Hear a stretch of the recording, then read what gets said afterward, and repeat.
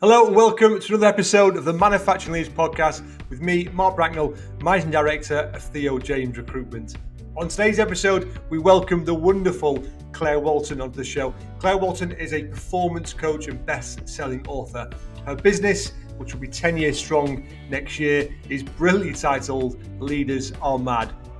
Claire, prior to starting her business, was a senior HR professional in both retail and manufacturing. So she's definitely walked the walk and talked the talk. She's now teaching other people to be great leaders. So I couldn't wait to have Claire on the show for some tips and advice for me and obviously anyone else listening. So this was a really powerful episode where you can actually take lots of tangible tips away. We talked about the power of language, the power of words, both in its spoken sense and what words to listen to when you're coaching the people. We talk in detail about confidence, how to be more confident, getting used to being uncomfortable in order to be more comfortable. I asked for advice regarding morning stand-ups perhaps in a manufacturing or engineering setting, how to be better at that. Just general tips and advice about being a better, transparent leader, how to coach people better, how to make them grow, how to make them perform, how transparent as a leader should you be.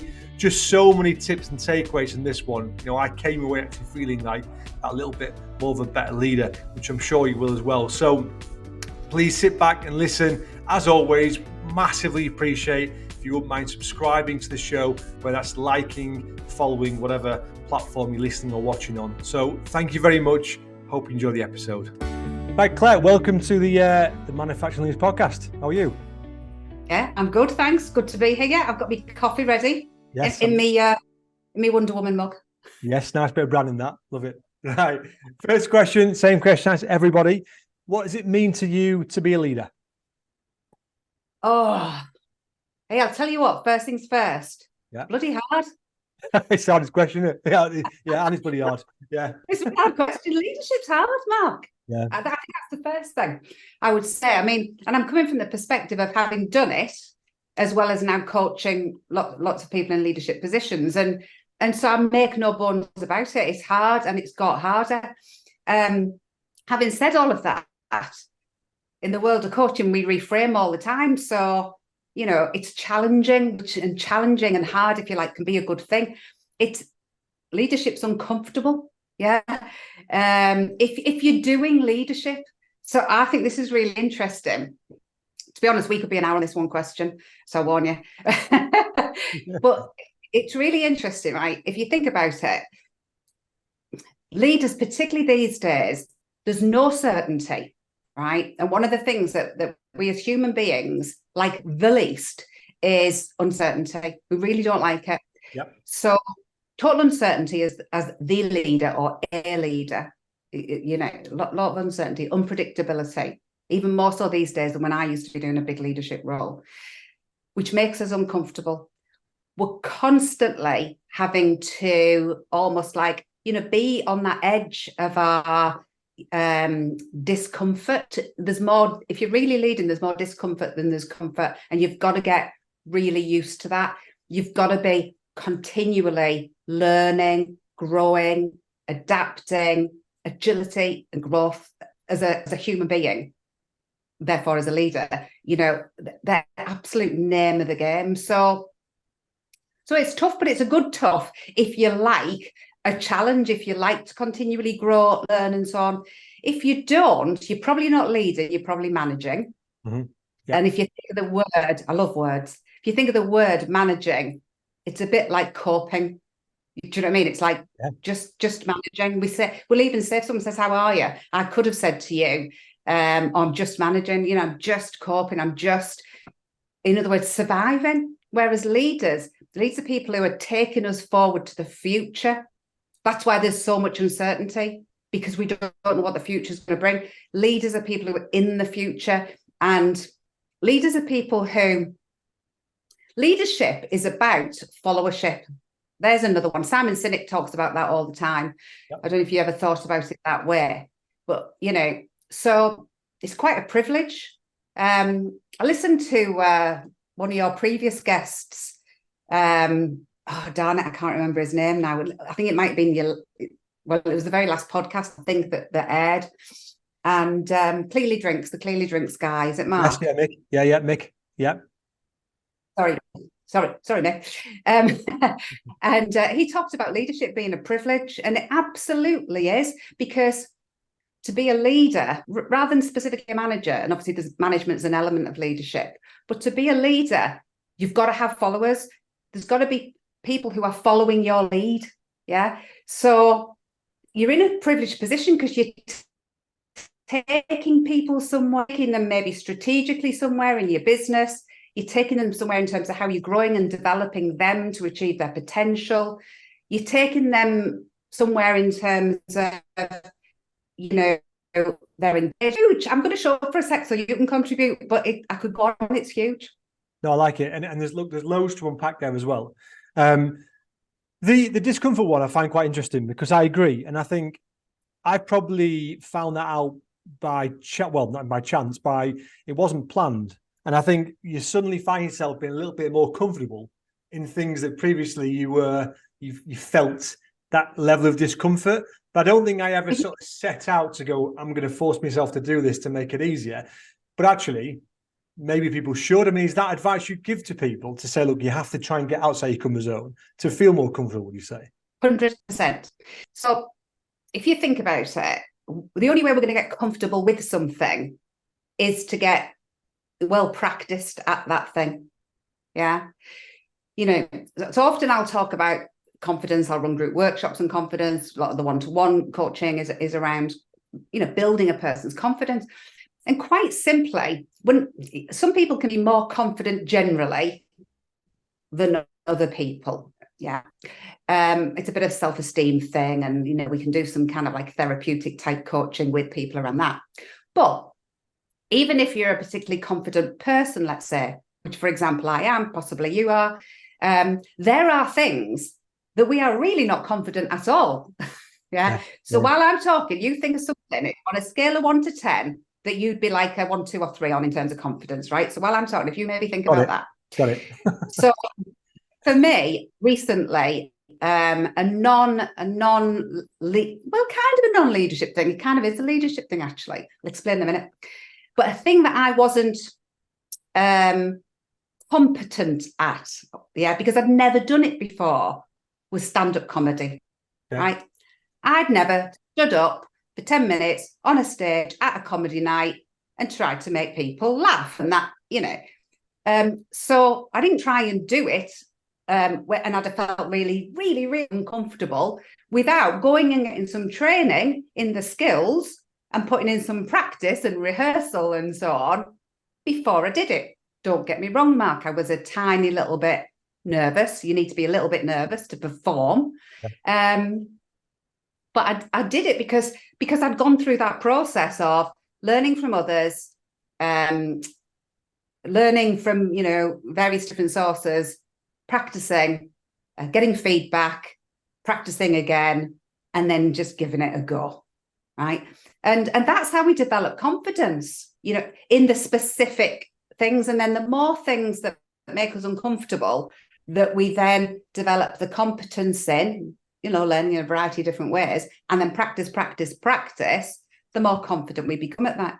And so from a leadership perspective, again, that's something I'm encouraging leaders to do all the time, is constantly move out that envelope, you know, of what you're already skilled at. And you're going to have to remain a leader, to keep moving people forward, inspiring people, getting people to follow you in the world that we live in now.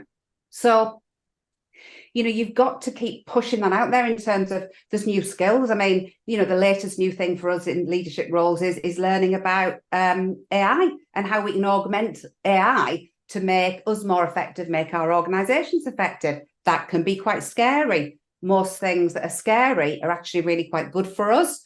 But again, we've got to sort of have a go. And just going back to the role model thing, and then I'll let you talk about what I asked you.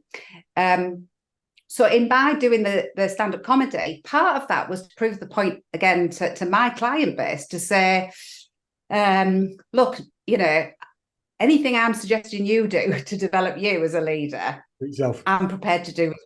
So I'm prepared to be uncomfortable. So I'm not sitting here now in my if you like, traditional leadership role, not prepared to do the sort of things I recommend. And what was it like? What was stand-up like? It was great. I mean, I'm not going to be a stand-up comedian. Yeah. I'm not saying I couldn't be. I'm not saying I couldn't be. Yeah. And if anyone ever asks me to go and do my set at an event or anything, I'm open to offers, Yeah. But that was good. I got laughs. I got them in the right place. Nice. I did what I was supposed to do. I remembered everything and I delivered it all, and my timing was good and all the rest of it. So, and that is probably, if you talk about public speaking, stand-up comedy is probably the pinnacle. Like you said, I've seen you on stage. You're a natural. You're confident, but so for you to be scared of doing something like that is that next step up, isn't it? Because, like you say, you've actually physically got to make people laugh, which is a completely different medium than imparting your skill set on someone, which is very different, isn't it? Yeah. Oh, absolutely. And again, that was one of the things for me is I've done a couple of things this year about really controlling the nerves so that you've got enough nervousness to be effective without the nervousness that can then prevent the parts of your brain that need to switch on to perform to switch on. So I've really been, that's been part of my growth this year. And again, deliberately so, because in my leadership role as a coach, again, what I want to do is constantly practice the sorts of things and explore and try out the sorts of things that might be useful for some of my clients. And that shows up in a lot of the people that come to see me who are leaders. And they can be leaders of huge, multi-million pound organizations. And yet nerves, particularly public speaking, even if it's in front of their own team or peer group, actually often peer group is much worse than team, or at the board or wherever it might be. It doesn't always have to be kind of like out in public. It can be within their organizations. It makes them so nervous that it affects their performance.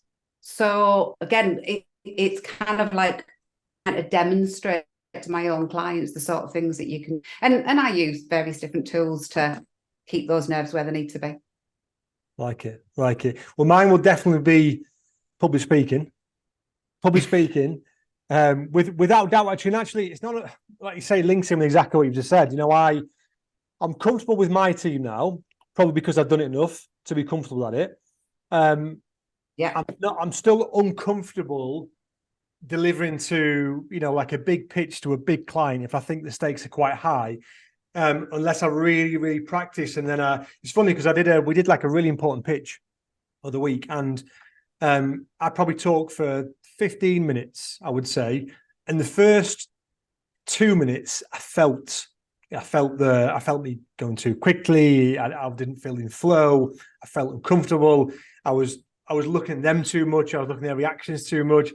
And then probably slide 3, I suddenly felt this, I don't know, this sort of wave of comfortness, and I knew what I was talking about, and then I was in flow and I was great, but I was literally like 2 different people. It was just, it was bizarre, really, because I practiced the first bit the same as I practiced the second bit, but it was chalk and cheese. It was night and day, really. So what do you think was happening in those first few minutes that stopped happening after the first few minutes?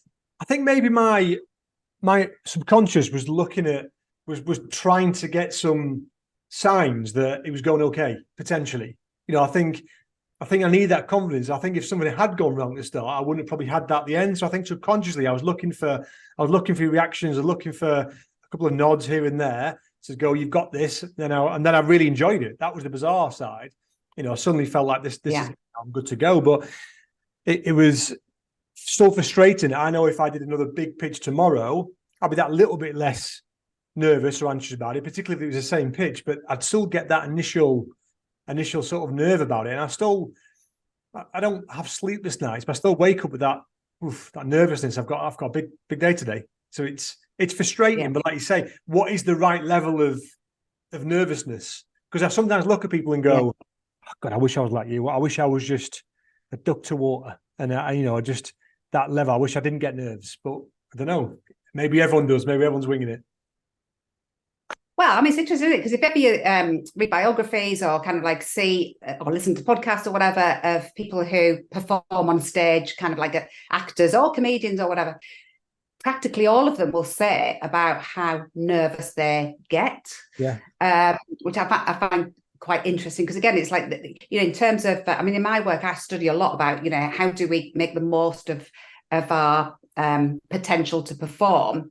How do we make the most of our brain? We're understanding how our brain works and so on and so forth. And so too much nervousness is definitely unhelpful, but a certain amount is really good. Now, if I link it back to what you said there, right? I don't know if you realise this, but again, I can't help but notice exactly what people say. So you said, unless I really practice, right? Yeah. So you already know that you have to practice more for the bigger occasions. Yeah. And so one thing for you would be to kind of like say, well, is my degree of practice that I do, relative to the occasion? So if it's a particularly big occasion, do I practice more than if it's small? Because, you've identified for yourself that that's what you need to do. Second thing would be practice what specifically? So if we think about what you said, it's in those first few minutes, that's when you're particularly nervous.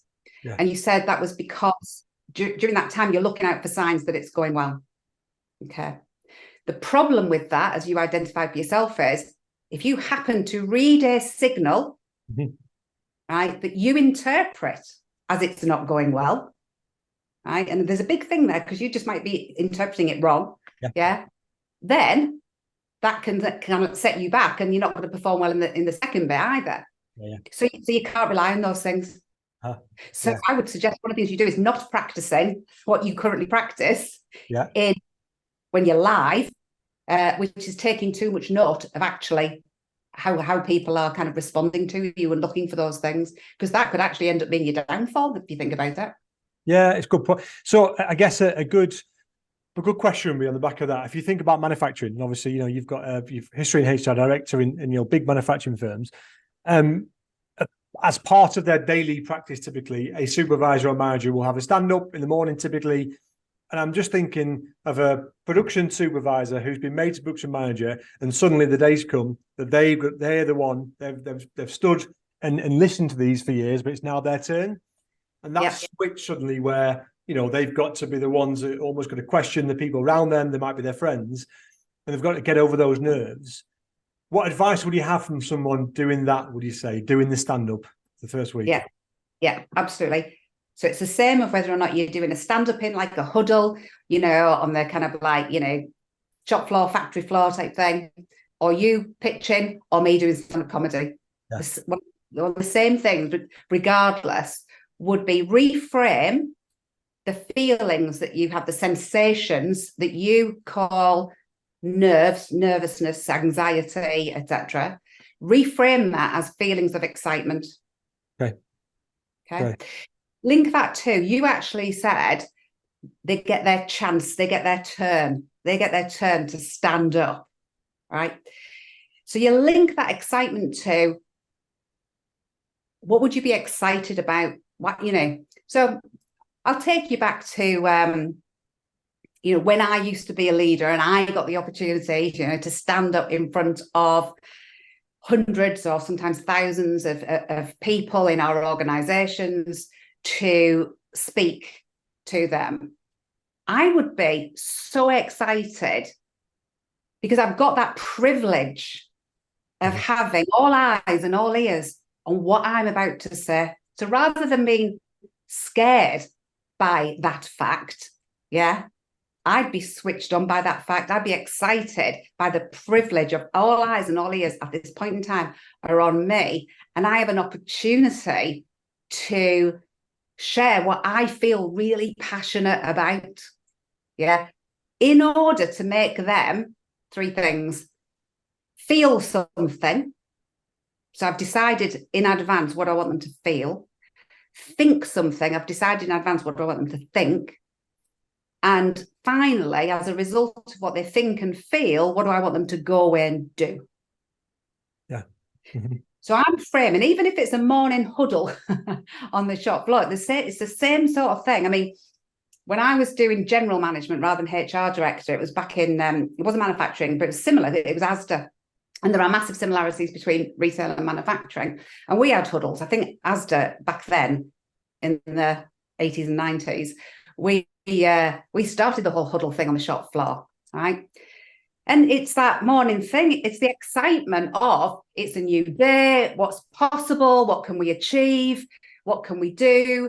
Even if we're going to talk about the problems that exist, Elsie's not turned up on checkout 9 or whatever, it's like, how are we going to turn that challenge into an opportunity for someone to practice a skill they've not practiced before by going on the checkout for the first time or whatever. It's like, it's just everything. You can turn it, you can frame it into opportunity, possibility, and it's exciting.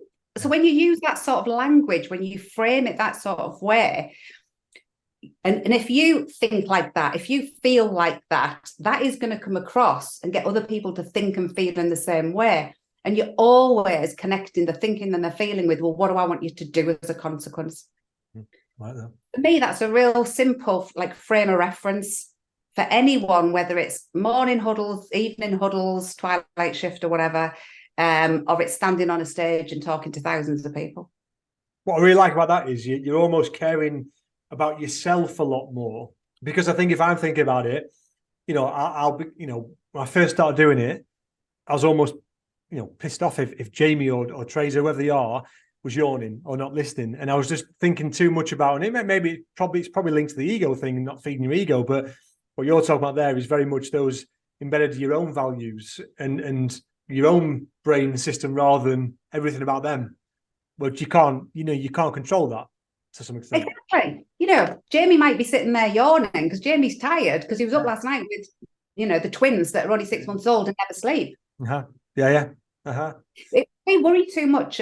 And it's an interesting one because you'll probably have some people that will say, well, hang on a minute, Claire, should you not be concerned with your audience? Now, here's my thing. We are, as human beings, we've evolved to look at the negative, right? So you could be, and I've done this before myself, when I spoke at an event years ago, there was about 150 women there. It was one of these International Women's Day things. And I was the keynote speaker. And I focused in on this one woman who happened to be in the middle of the 150 people, halfway back, right dead center where I was looking most of the time. And she seemed to be giving me a look that I interpreted as, who the hell are you? And what the hell do you know, sort of thing. And the whole time that was running through my mind as a second conversation. Somehow I still did a pretty good job. She came up to me at the end. She was the first person to come up and say, that was absolutely amazing. Really? Right. We get it wrong, Mark, but we it's the way our kind of brains work. So ever since that in particular, again, I kind of have to acknowledge I'm thinking about the audience because I'm thinking, what do I want the audience to think, feel and do? Yeah. And how am I going to perform at my best for the audience? I've done my prep. I've slide deck or not, and in my stand-up comedy there was no slide deck, which is quite scary to do. But slide deck or not, I know my content, I know the message I'm trying to get across. I care about it. I'm not delivering. I'm not winging it. Right? Don't wing it. That's another thing. Don't ever bloody wing it. Never come in and go. I've come into this with you talking about a subject I'm very passionate about. I know everything we're going to talk about is I'm really passionate about. I've done my homework. Yeah. I've prepared. I don't wing it as a leader. It's a privilege to be a leader. You don't wing it. So you do all of that. That's you caring about your audience and what your audience think. In the moment when you stood there, though, it's you've got to do the things and concentrate on the things that will deliver the best of you. Yeah, love that. Look, you're nearly 10 years into this. So congratulations, by the way, which is brilliant in itself. So I know you're nearly 10 years into your own business, which is incredible. What surprised you, would you say, in terms of, if you think about starting your business, in terms of, the positions you're in, it was a big leap doing so. What has surprised you, the amount you'll have worked with some brilliant leaders? What's been one of the biggest surprises, would you say, along the way for you? Oh God, that's a great. Hey, that's a question you didn't prep me on. Oh yeah, I was with this. It's a great question, actually.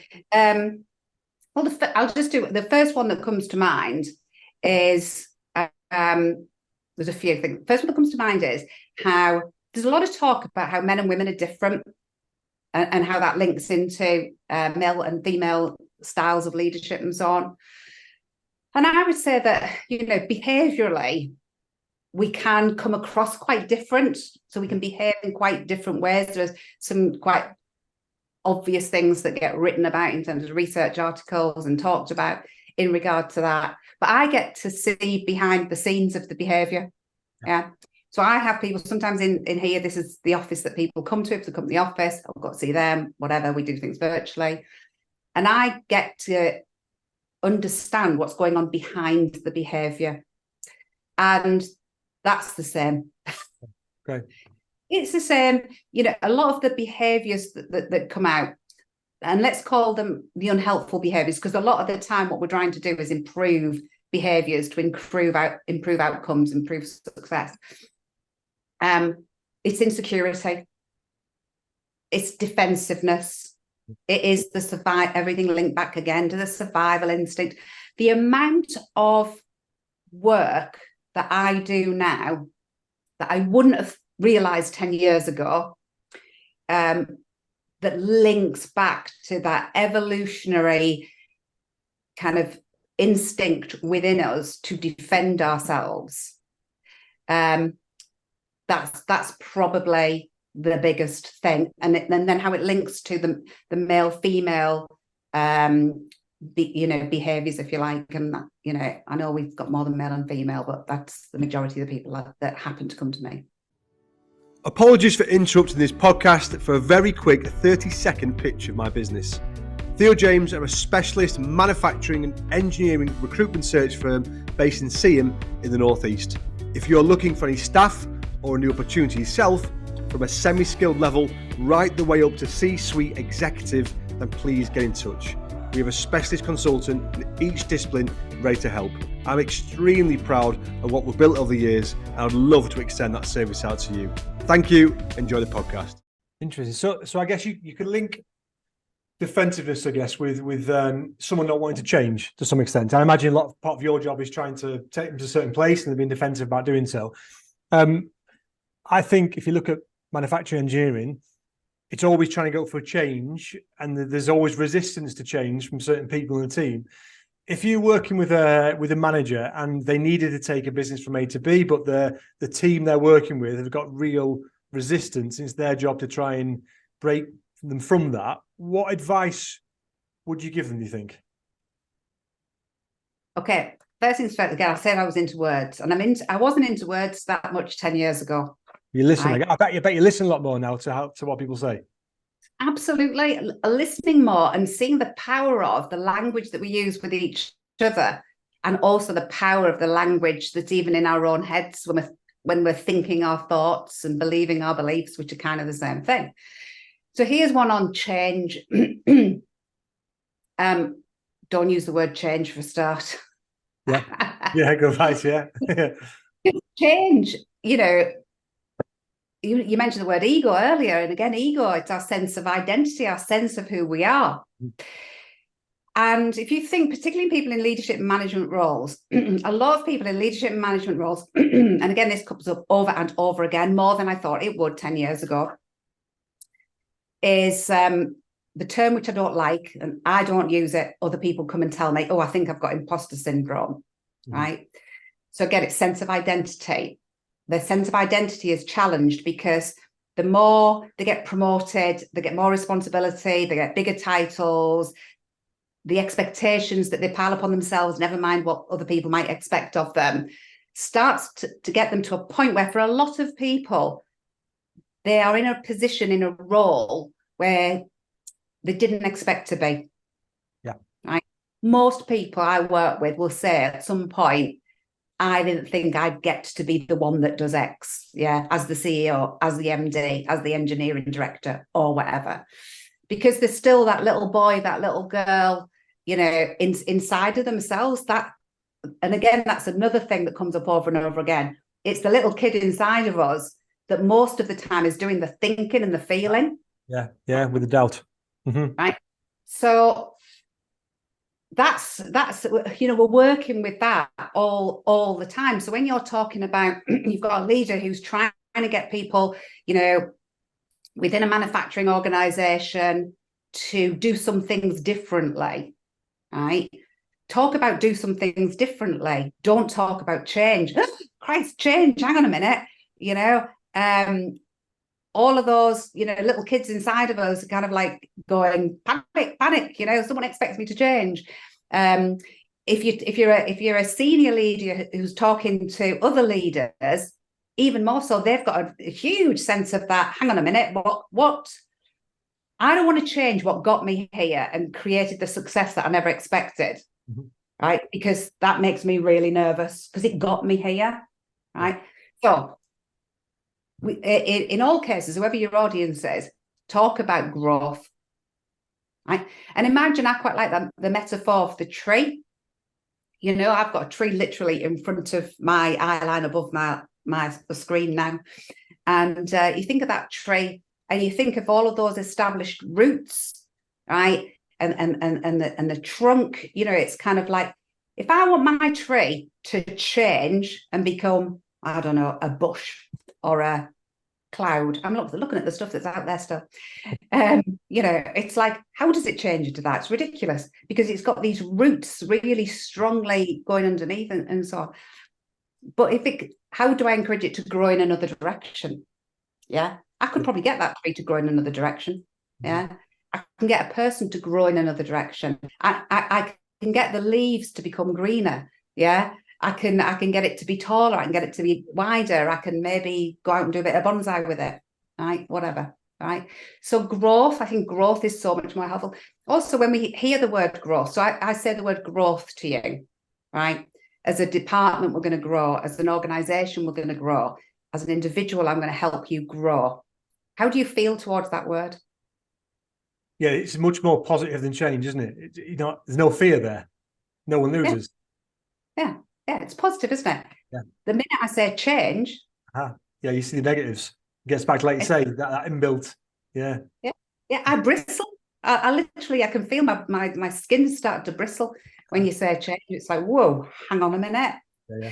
And the other thing is, so what we're always trying to do as leaders, as a coach, we're trying to move people towards something as well, right? Towards, as opposed to get them kind of like running away from something. You say change, I want to run away from it. You say growth, I want to move towards it. So you've got people engaged straight away. Yeah. So that's one of the sort of key things. But the other thing is you use the term resistance. I mean, in my previous roles, I did a hell of a lot around strategic change. And we called it strategic change back then. I wouldn't now, but we did back then. Yeah. Loads of things that I did back then, I've got to be honest, Mark, that I would not do now with everything I understand about it. That's part of it, isn't it? Yeah, that's part of it. So you can see the side of it. Yeah, part of my growth. So back then, though, that whenever we were doing like the strategic kind of like change stuff that I was responsible for, what we did though, because we always did that very well, I'd like to say under my leadership, was understand resistance. What creates the resistance, right? So people will resist what they don't know. Yeah. But when you're taking them towards something, I think I said right off at the start about leadership, we're going in the future. It's unpredictable. It's uncertain. So people are going to resist some of that. So acknowledge those feelings, respect that's a normal human reaction, allow people to have that normal human reaction.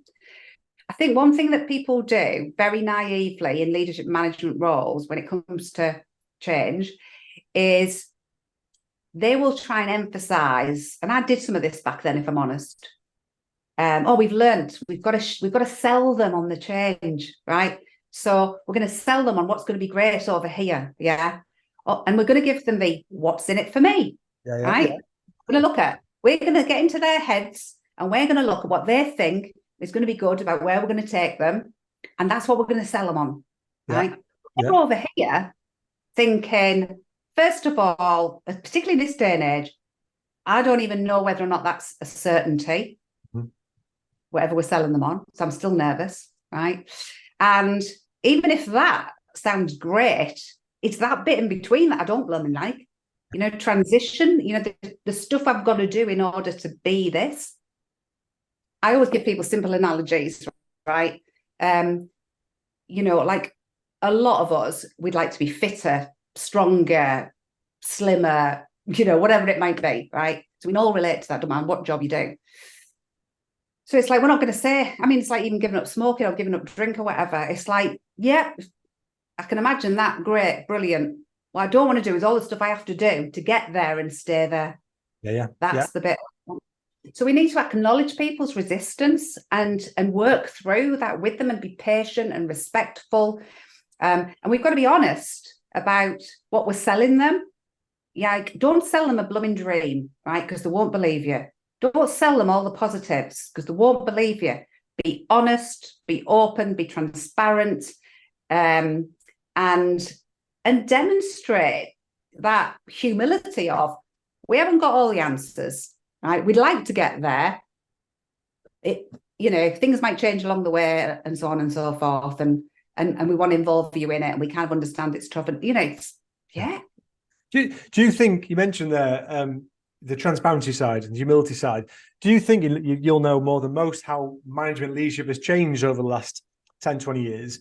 That transparency piece, how much has that changed, would you say? Because I think I've seen a change in people, and certainly my own leadership regard the confidence to be transparent. Have you noticed that yourself?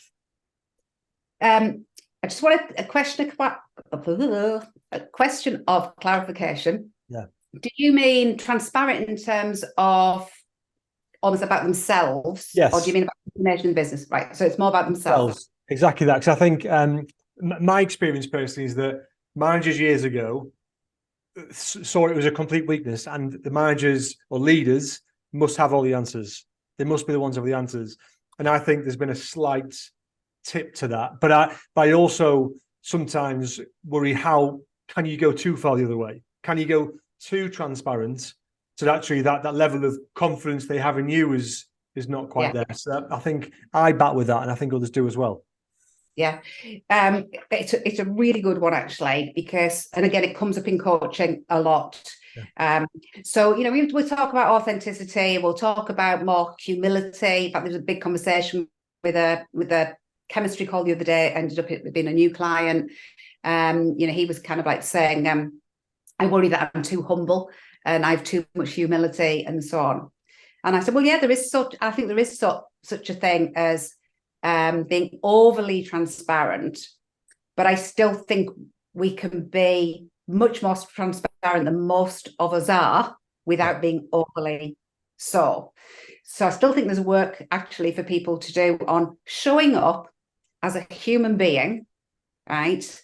And so again, we'll go back to that word ego. Right? I think a lot of people carry way too much of their ego in a leadership role is attached to, I am supposed to have all the answers. Yeah.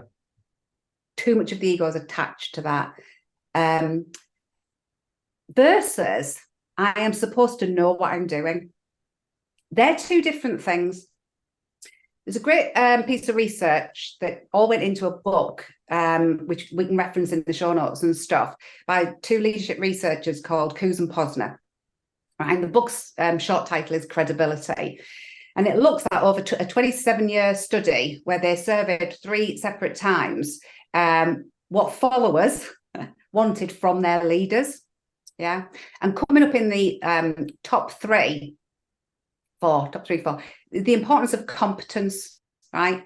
So you should be competent as a leader. You should absolutely know what leadership is, and you should develop the skills of leadership. And there's no flaming excuse not to. It's a privilege to have the job. Go and do your homework and get good at it. Right. Sermon over. But part of that will be acknowledging that in terms of having all of the answers. How the hell could you? How the hell could you? Right? You know, particularly in the work. I mean, Christ, I'm 55. I started work at 18. My first management role was at 18. Back then, it was a completely different world. We didn't even have Tinternet back then. I mean, it's like, you know, you got ChatGPT, haven't you? So a bit different. Exactly. But your world was probably small enough for you fairly quickly to have a lot of the answers. No way now, though, in the kind of fast-moving and complex world, which is fantastic. And you don't need to either, but you need to have the competencies of leadership, because that's about getting the answers out of the people that are around you. I used to hate the term HR, human resources, right? But if you think about that word resource and tap into the human beings around you are incredibly resourceful. And every single one these days can have free access to ChatGPT 3.5 and other things, right? You know, I mean, you could do an MBA content-wise without going and doing an MBA like I did and paying a fortune and going to Newcastle and turning up. You could just do it by Googling stuff and ChatGPT and stuff these days, YouTube, all the rest of it. The resourcefulness of the people that we lead is unbelievable. So why on earth would we even want to think that we would have all of the answers? And a key leadership competency is to be able to engage people so that they want to share those answers, those ideas, those criticisms, those questions with you. So I guess as a leader, you're almost, if I've got this right, you're almost better working on the way you communicate and lead rather than wasting time, I guess, trying to find out the answers. Because like you say, the answers are out there at a click of a button. It's just the way we deliver them now. 100%. And you know, I mean, I've not necessarily thought about it this way before. It's almost like I'm going to pitch for work now. And I don't mean to, but it's like it's just occurred to me that it's like spend more of your time with a coach. Yeah. You know, developing that leadership competence, right?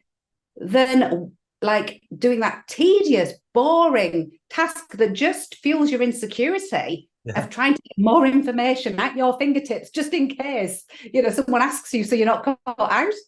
Yeah, no, I completely resonate with that. I'm 8 years into owning a business and I still have a little bit of discomfort somewhere because I did a media degree and a careers guidance degree. I've not done an MBA or a business degree, and I would like to have one, but it's just to feed my own ego, really, of going, well, I've got one now, I can run a business all of a sudden when I've done it for a year. So yeah, I resonate with that massively. Just on that, what would you say, a sort of lasting sort of tip, if you like, in terms of as a leader? I think most leaders now, I think, are always looking to try to better themselves. I think, you know, that's been a big shift in podcasts and so on. What advice would you have leaders to the main things to concentrate on? That could be daily habits, that could be weekly habits, anything you would say to try and improve them as a leader, what do you say? Yeah, I would say start with the basics.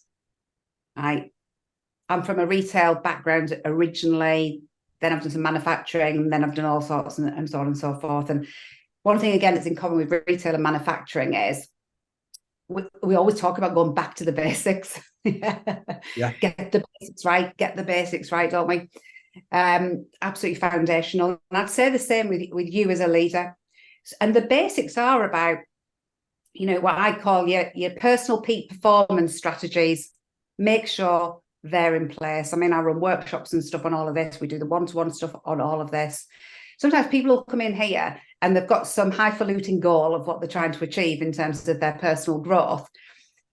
And when I'm asking them some basic questions about how good their sleep is and their nutrition and, you know, their exercise habits, their hydration, etc., right? And they're thinking, hang on a minute, you know, I thought we were doing like executive coaching. And I'm like, well, you know, your ability to do your job is going to be affected by whether or not you just got those basic performance indicators right. Yeah.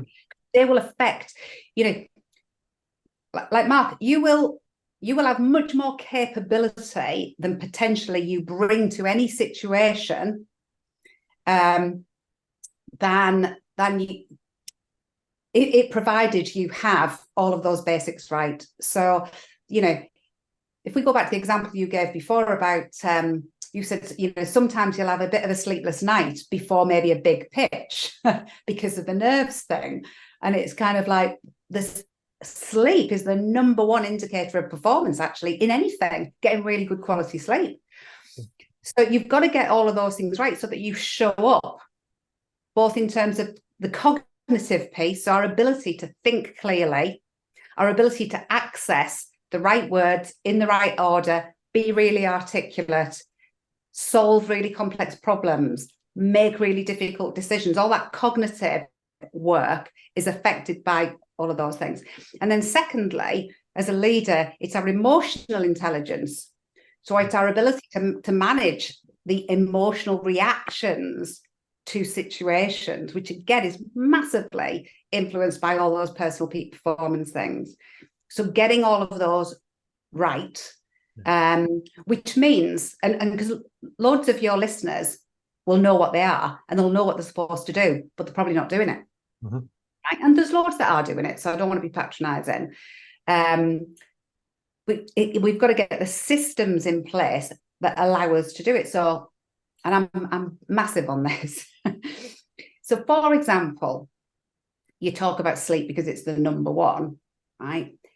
If you don't have very strong boundaries in place about, you know, how late you'll work, in order to allow yourself the opportunity to switch off, in order to allow yourself the opportunity to go to sleep at a sensible hour, in order to allow yourself the opportunity to have those 7 to 9 hours sleep that's generally speaking recommended for peak performance, then you won't get them. So it doesn't matter how much you know that's what you should do and how much you aspire to do that. If you don't put the systems in place that enable that to happen, it ain't going to happen. And that would just be sort of one example. And then alongside that, the second thing would be about priorities. Most people will come in here and as part of whatever the goals are that they want to achieve, they will tend to say that one of their biggest issues is they've got too much to do. Yeah. Mm-hmm. Yeah. Right. Well, you can only do so much. So decide of that too much to do, what are the most important things that will make the biggest difference, have the greatest impact. And having done that, you schedule that. Then there's no excuse for this anymore. You schedule those things into your electronic diary, use all of the technology solutions available to have those things prioritized in the way you've planned your time. I mean, you can flex it once they're in. And again, I'm shortcutting this because of time, but I mean, you know, I'd very happily have, if any of your listeners, you know, commented on whatever that goes with this podcast, we can somehow via you send out to them my kind of like crib sheet on how to do this sort of thing, right? Because it's so fundamental. Everyone will have heard of the, you know, the example of the vase or jar, and you put the, you know, putting the big stones in before the little stones and this, that, and the other, right? Well, concepts are great, aren't they? But what your manufacturing leaders want to know, a bit like most of my clients says, I don't want concepts, Claire. Well, what do I actually have to do? You know, talk to me in plain English. What do I actually have to do? What you have to do is get a hold on your calendar. Don't let other people get a hold on it. Don't, you know, just, you know, think that spontaneity is okay. It's not.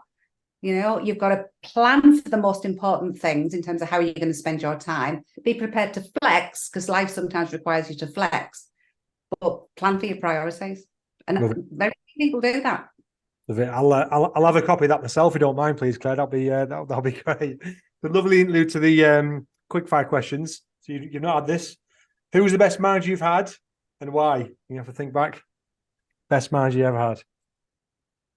Do you know? I listened to this on Mixed Podcast, you see, so I can't get caught out by that one. I would love to be able to put a number of my managers together to create one perfect one. Mhm. Because I don't have anybody, I'm being really honest, and apologies to anybody that I've ever worked for, Yeah. where I go, because I don't think anyone is, to be fair, I certainly wasn't. This one was absolutely amazing. But there were some real great qualities about, there's a guy called Jim Spittle, we'll tag him in on this at some point, he'll love this. Pretty sure Jim's retired now, but I worked for him when I was at Dixon Stores Group as the HR director for the supply chain. He was only in for a year, interim. And the best thing about Jim, he was you couldn't phase Jim at all, right? He was a bit older generation. I'm sure he won't mind me saying. He was a gentleman. He was an absolute blooming gentleman. And I mean that in a positive sense. Little bit like, say, old generation. But, and he had such a sense of humour. Mhm. And he was so straightforward and he was so honest. Every now and again we exchanged the odd little comments on social media. So he'd probably come one top of my list. But I've got to add in there, I did work for a very inspirational guy called Alan Layton, who was the CEO for Asda at one point. For actually quite a few years. And then I worked for him again at Royal Mail Group when I was the corporate change director there, and he was our chairman. And he a couple of really key things about Alan. He was always about keep it simple, right? Big thing. Again, retail is detail, and I believe manufacturing is exactly the same. And he'd also, he was very visionary. Yeah. So he was very good at painting a picture for you of how things, could be and should be, and so on. And he was very good. He was a man of the people as well. And I think, so there may be some of the qualities of those two people. But Jim has my heart a little bit more. I do remember that detail is retail quote from my time in retail. Yeah, it was. I think it was probably overused by my manager. I think I use it every day, so it's a bit like wallpaper. But it was first time I heard it, I liked it. Nice. Biggest influence from business, entertainment, sporting world. Anything you think of? Oh, do you know what? This might be again, I thought about this one after next. This might be naff, but clearly this is now going to be my favourite podcast. Yeah. Obviously, alongside all the other podcasts that I've appeared on. Yeah. So I think I've already said it before. But I do like to listen to podcasts a lot. It's probably my favourite medium. And I have to say, Stephen Bartlett, I think, has become very, very good. Mm-hmm. Used to make me cringe a bit. But to be fair, I think we're seeing him grow up, whilst he's in his sort of job. And why I think he and his podcast is such a big influence is because what I really admire is his podcasts have gone content-wise from all being about how do you do some of what I'm going to call the obvious leadership stuff. Mm-hmm. Most leaders know about what they should be doing. And it's gone into, again, that detail of how do you make sure that you are showing up as your best? Yeah, I completely agree. In fact, I was having to my wife the other night and asked her who 6 people would be dead or alive who you could have at a dinner party. And she struggled a bit. I think she went, your number one will definitely be Stephen Bartlett. I was like, yeah, it would be. It would be, actually. So I agree. I think it's, that book he's just brought out, I think it's brilliant. Little bite-sized 10-minute tips. Superb. 3 things that make up a good leader. 3 words, anything that comes to mind. Honesty. Vision. Yep. Competence. Nice. Best book, audiobook, podcast you've ever read? Anything that's really inspired you? Oh, God. Honestly, I'm such an avid reader. It's really difficult. But I would encourage people to read more books about how our brains work. Okay. And I read the really quite academic stuff because I quite like all the laboratory kind of work behind all of this. But actually, one of my favourite books is by Dr. Tara Swart. She's a neuroscientist who's now brought a neuroscience into the neuroscience of leadership. Some people will argue she's kind of oversimplified it, but I think we have to simplify things. Our brains are lazy. We're human beings. We're lazy. So her book, which is about the neuroscience of leadership, right. Dr. Tara Swart, and obviously alongside your podcast, she also has a podcast, and her podcast is very good. Excellent. And I listened to your episode with Laura recently. That was great as well. So that was a good one. But look, thank you. Thank you so much. This has been great. I often think I'm lucky, and when I'm recording these, because I get this free training hour with people like yourself, and it's very much the case, basically. Because I know I've learned a lot from this episode. Just little, I like ones like this where it's just little gems of things where you can go, yeah, I'm going to do that. I'm going to do that tomorrow, and just. I think sometimes when you listen to people like you, it just gives you the confidence to go, what am I waiting for? You know, this is inside of you now. I just need to make sure I do something about it. And that very much the case. And actually what I really liked is the importance of the language, not only from what we say, but what others say. So I think one action I'm going to take from this episode is I'm going to listen to people more in terms of exactly what they say. So I think sometimes in a management situation, I'm probably thinking about the next bit of advice I'm going to give them. I don't know how much I'm really listening to what they're saying and really taking that on board. So whether you're meant to or not, that's one thing you have definitely imparted on me that. So look, thank you very much. This has been superb. So I really appreciate it. Thanks, Claire. You're welcome. I've enjoyed it too. Thanks a lot, Mark.